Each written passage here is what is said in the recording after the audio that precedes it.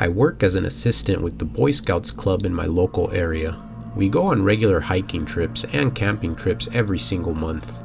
We usually have around 15 Boy Scouts on our camping trips, all ranging between the ages of 10 through 12.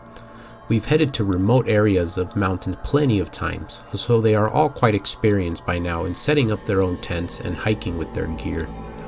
Our chief announced yesterday that we would all be going on a camping trip for 3 days in the remote wilderness of the Nevada National Forest. All the kids cheered in excitement since they love going on camping trips and getting away from their parents for a few days. I think the parents enjoy getting the boys out more, as it gives them a few days to have some free time. Our chief explained the details of the trip.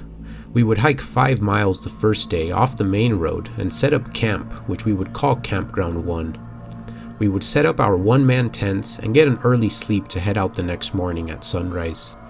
The next day we would hike another 8 miles and set up camp at Campsite 2. We would stay the night there and then hike back the entire 13 miles on the last day and come back home. He advised to limit the gear, as we would be walking a lot and there weren't any extra hands for your extra supplies. Sometimes kids like to bring more than they need and end up asking for help halfway through our hike, so our chief was trying to avoid these types of obstacles this trip. The day of our trip had arrived. We did roll call before hopping in the transport vans and had rows of seats one behind another. There was a total of 17 kids, all ready for their trip. I counted each one as they walked on the van and wrote down their names on my spreadsheet. It's critical we take roll calls several times throughout the day to make sure nobody has been left behind or that nobody has gotten lost. We arrived at the bottom of the mountain to the National Forest, where the van just dropped us all off on the side of the road. Our chief led the way, with me following in the back of the group to make sure everyone made it safely and nobody got injured or fell. We all began hiking up the hill one by one as we walked directly into the woods of the National Forest. Our chief had the GPS tracker, so he was leading the direction as everyone followed behind. After about 4 hours of hiking, we finally arrived at Campsite 1. It wasn't an actual campsite in any way, so we all took a quick break and began clearing the area of the brush while the kids began setting up their tents once their area was cleaned up. Everyone made a huge pile of stick and shrubs as all the tents were set up. I went by and counted all 17 tents that were all set up within a 40-foot perimeter. We tasked all the boys to build a fire in groups of 4. They had to use only the materials they could find in the bush and could not use any tools they brought with them. They all began looking for wood and tinder to begin making their fires. After only a short 15 minutes, every single group had a fire going. Some were already larger fires, while some were still getting the flame to catch on. I was impressed. These kids are not even teenagers yet and managed to set up a fire and their shelter in a matter of no time. Everything was going smooth, and I could see all the kids making s'mores in their fires. The next morning, our chief sounded his morning wake-up call by mimicking the sound of the wolves. Everyone began to come out of their tents one by one as I walked around to do roll call. I hadn't even drank my coffee yet, but roll call had to be step 1, then we could begin heating up some water to make our morning coffee. That's when I hear my chief in a scared, angry voice. "What the hell happened to these tents?" I ran over to him and I saw 2 tents completely destroyed, sitting about 40 feet in the distance away from everyone else.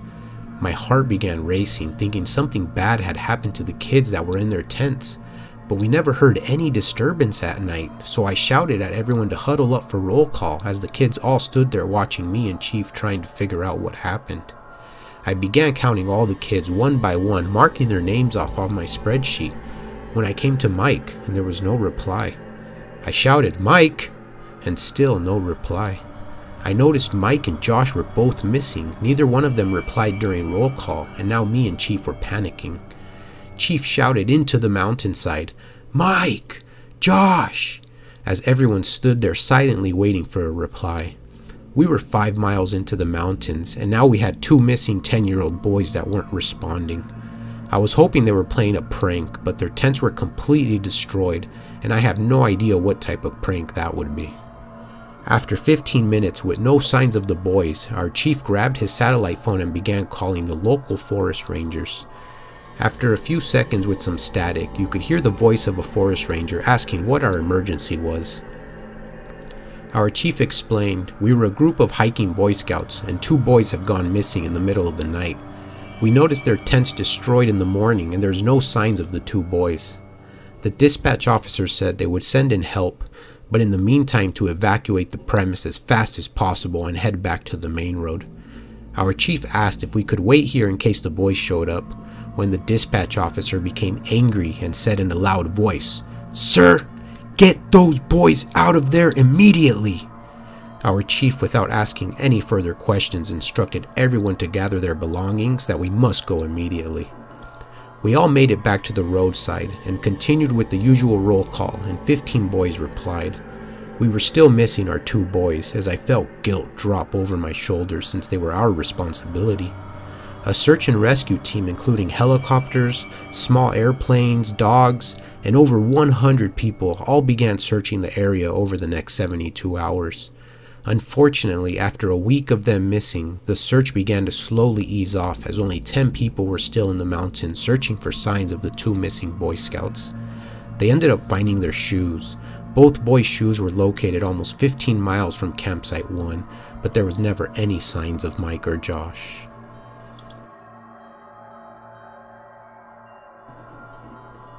We're on our family camping trip in the dry, hot southern area of Arizona. My father wanted to visit the Grand Canyon this year, so we drove down south with a large group of family members, including my cousins, uncles, and aunts. We've been here for 3 days now. The first 2 days were rather calm, as we hung out at the local national park recreation area and used the public grills to make hot dogs and burgers. Everything was a normal trip, with my family enjoying some food and all my cousins playing on the playset, until the third day came by and everything turned into a nightmare that keeps me up every night since it happened. My 2 younger brothers are twins. They look so identical, I sometimes have to stare at them for a few seconds to see who I'm talking to. I can usually distinguish them from their hairlines and the dimples Henry has on his cheeks. Henry is the calm child. Meanwhile, Travis is, let's just say he doesn't seem to be related to Henry. Travis awakes with leaps of energy every day and is always getting in trouble since he can never sit still. My parents thought it might have been some sort of syndrome, so had him checked at a young age, where doctors said it was just too much sugar in his diet and there was nothing wrong with him. My twin brothers are only 7 years old and love playing together all day. They enjoy video games, action figures, and anything they can find on a tablet. During this trip, my mother didn't bring any of the tablets, so the kids can focus on having a normal camping trip away from the electronics. I figured it would be extra work for all of us, since we now had to keep an eye on the kids, especially Travis, since he gets into plenty of trouble. I did bring a stack of books, which oddly enough they love to read, so that will keep them entertained for the majority of time. My father had planned a trip to go down the Grand Canyon using mules to carry us down. The trip should take around 3 hours in total as we head down the dry mountainsides headed towards the river down below. The mules will get a drink of water and a few minutes to relax while we explore the local area before heading back up to the road. The morning of our trip, we were waiting at the entrance where the guides had told us to be at 8 a.m. sharp. I could see a horse trailer arriving in the distance as they pulled off the road and drove up to us.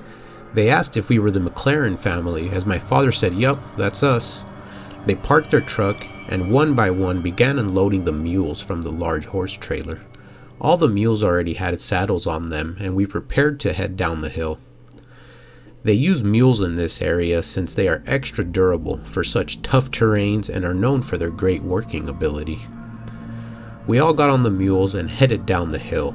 Some parts were extra steep, so your heart would race, wondering if you were going to slip off the mules and potentially fall to your death down the mountainside. Fortunately, these mules take this route every day, so they already know how to get down safely. We all made it to the bottom of the hill. We looked up and were glad we came on mules and it didn't try hiking it on foot. All of us got off our mules as we waded in the clear river water in between the large canyon. My twin brothers Henry and Travis had jumped in the river completely and were swimming around with their clothes still on. It was really hot, so my father and mother let them enjoy the river. Our guides were signaling to us that it's time to head back up the hill after around 30 minutes of sitting around, having small talk with the local people who were also enjoying the trip and had come down on their own set of mules. We all began to get on our mules when my mother asks Henry, "Where's Travis?"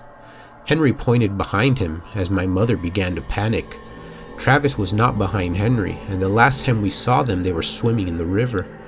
My father ran around the bend, shouting for my brother. As he turned the bend, he said, "He's not here, call 911. The mule guides instantly called 911 and explained a young boy had gone missing, that we needed help locating him. Dispatch immediately called in a helicopter with search and rescue as my father began shouting for Travis with no response. After around 15 minutes, we could see the search and rescue helicopter floating above the river as they searched for my missing brother Travis. They brought a group of agents with search and rescue dogs as they roamed the entire area looking for signs of Travis. I was starting to believe Travis might have drowned while playing in the river and got dragged downstream. I told one of the agents the last time I saw him he was playing on the riverbank with my other younger brother. I told him they're twins, so he will look exactly the same as him. The agent pulled out his phone and took a picture of my brother Henry and sent it to the rest of the search and rescue crew. It had been 3 hours since my brother had gone missing, and the search and rescue crew had built up to over 40 people searching the area for my younger brother. They continued effortlessly through the entire night with no signs of Travis anywhere. My father and mother have been silent for the entire time since the tragedy of my missing brother. They keep nodding their heads silently as if they're talking to themselves every moment of the day. It's been 2 years since the disappearance of my younger brother Travis, and to this date, his body was never found or recovered. It's a complete mystery of how he could have disappeared so quick right beneath our eyes.